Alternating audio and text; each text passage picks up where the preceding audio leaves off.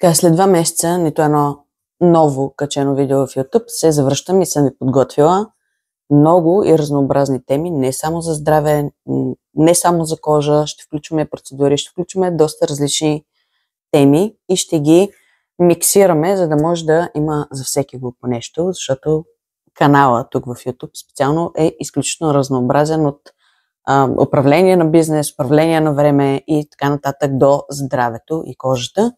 И знам, че за всяка тема има човек тук, затова искам за всички да има нещо интересно и да се редуват самите теми. Не знам дали има някакъв смисъл това нещо, но да, просто ще има за всеки го по нещо доста по-често. Обаче преди да започнем тази тема, искам да потърся помощ от някой от вас. Надявам се, че има поне един, който се занимава с YouTube, който е монетизирал канала си или познава някой, който би могъл да ми помогне. Имам огромен проблем с този YouTube. Не можем да се разберем за адреси, за пин-кодове и така нататък. Тоест, потвърждаването на канала, неговото монетизиране супер много вече време отнема и изключително много ме изнервя, меко казано. И затова изпрях с последните 2 месеца да снимам, да качвам видеа, защото някакси цялото това нещо ме дразни и ме спира и ме разсейва от това да правя това, което всъщност обичам, и то е да снимам видеа тук за YouTube. Така че, ако някой, който е монетизирал канала си в YouTube и е в партньорската програма, гледа това видео, моля ти се, пиши ми в Instagram и ми кажи как да се справя с този проблем, защото просто не мога. Реших, че това няма да ме спре да качвам видеа, защото знам, че за вас те са стойностни и са важни и вие ми го показвате и пишете нон-стоп. Така че, да, но просто ако мога да отстраня този проблем и да продължа нататък да го забравя, би било чудесно. Това беше моя апел за помощ. Сега да минаваме към темата. И понеже знам, че много от вас също се притесняват дали когато обръснат лицето си чрез тази процедура, това ще завиши количеството на окосмяването по лицето или тяхната дебелина, или техният цвят, или каквото и да е там.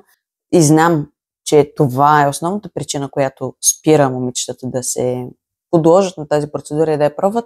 Реших, че е време да поговорим малко повече за нея и да видим дали ще променим мнението. Просто ми се иска да кажа повече за плюсовете на тази процедура и ти сама да прецениш дали е за теб или не е за теб и дали въобще имаш нужда от нея. Така, по принцип има 2 варианта, за да се направи, т.е. 2 инструмента, с които може да се направи тази процедура, като има леки разлики между двата и ефектите от двата. Единият вариант е да е чрез този уред и втория вариант е чрез този уред. Първо, разликата между двата инструмента и ефектите върху кожата е основно в това, че този инструмент прави доста по-дълбоко ексфолиране, ако мога така да го нарека, а този е доста по-повърхностен и като цяло там се изчерпва цялата разлика между тях и от тук нататък вече ще говорим за тях като общо и за ефектите върху кожата. Това, което се постига с дермапланинг или бръснене на лицето, е, че се махат така наречените велоскосъмчета или peach fuzz. Това, което на слънце се вижда като мъхчета. Просто са мъхчета по лицето. Колкото и да ги гримираш, колкото и да ги хидратираш, те просто стърчат. Няма абсолютно нищо лошо в тях, няма никакъв проблем в това, че лицето натурално е създадено по този начин. Не е задължително да се махат, но има просто някои ползи, които може би ще намериш за полезни за теб. До какво най-много се доближава дермапланинга като ефект? До ексфолирането с киселини. С тази разлика, че дермапланингът е всъщност доста по-повърхностен и работи само единствено върху повърхността на кожата, за разлика от повечето киселини, които навлизат навътре, чрез порите и там си вършат магията.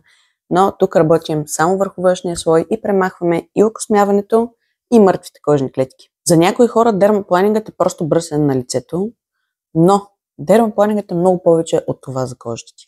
Дермапланингът позволява и на нашата чиста, розова и свежа кожа да се появи на повърхността. Освен това, може да изравни и тена. По принцип, в тази процедура или се влюбваш от първия път, или намразваш от първия път. Не е обувка, която пасва на всички, но определено тези, които я харесат, не спират да си я правят, защото ефектът наистина е страхотен. От гледна точка на това, че кожата веднага се озарява, веднага става по-мека, по-гладка, по-розова, просто изглежда по съвсем различен начин. Освен това, гримът изглежда по коренно различен начин на една кожа, която няма тези велоскосъмчета. Това е от естетична гледна точка. плюса на дермапланинга. Отделно, когато механично премахваме слоят с натрупани мъртви кожни клетки, мърстия и така нататък, ти наистина ще забележиш, че тя просто няма нужда от толкова много продукти и ще се чудиш какво се случва. Просто продуктите вече много по-бързо се усвояват от кожата и в много по-малко количество, което е супер. Тоест по-бляскава, по-свежа, по-розова, по-гладка и по-озарена кожа, само с това, че си направила една процедура дермапланинг. Също аз не знам дали има друга процедура, в момента не се сещам, която да дава такъв резултат само от първия път.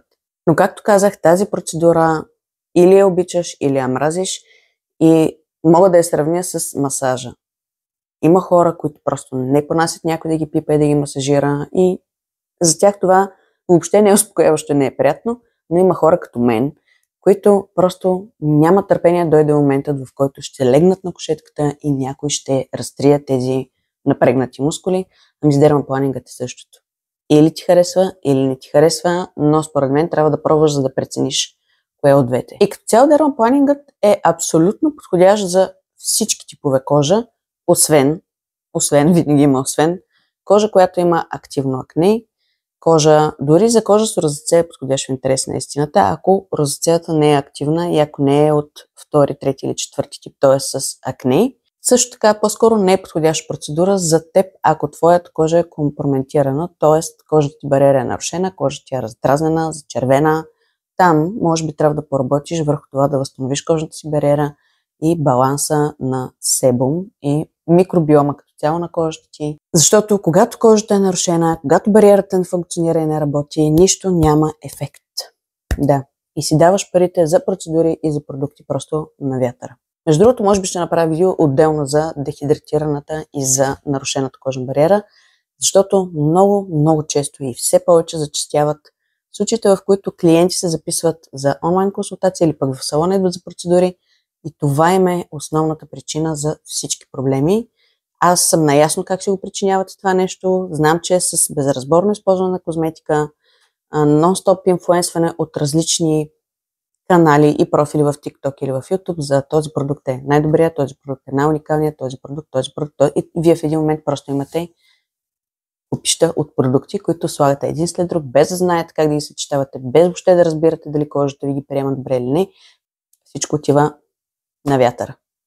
И ако си изгоряла на слънцето, също тази процедура може би не е най-добрият вариант за теб. Пак трябва да поработиш върху възстановяването на кожата си и след това можеш да се подложиш на дермапланинг. Най-хубавото на тази процедура е, че можеш да си я правиш между 4 и 6 седмици. Нямаш нужда да я правиш по-често. В много редки случаи някой има нужда по-често, защото горе-долу това е период, за който ти натрупваш отново този мъртъв слой отгоре върху здравата ти и чиста кожа. И това е периодът, в който се възстановяват тези велоскосъмчета.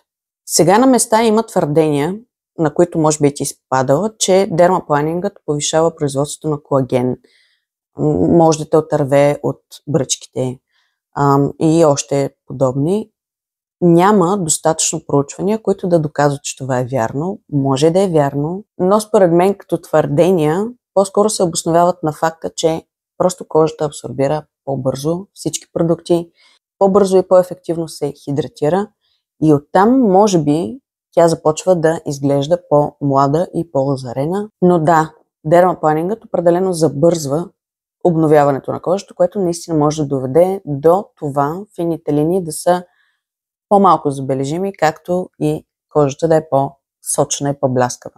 Това, което със сигурност третира и въпреки всичко не може дермапланингът сам да се справи с този проблем, това са хиперпигментациите и то по-скоро, ако използваш добра скинкер рутина, която да таргетира производството на меланин, т.е. да го блокира, както и добра слънцезащита религиозно, всеки ден.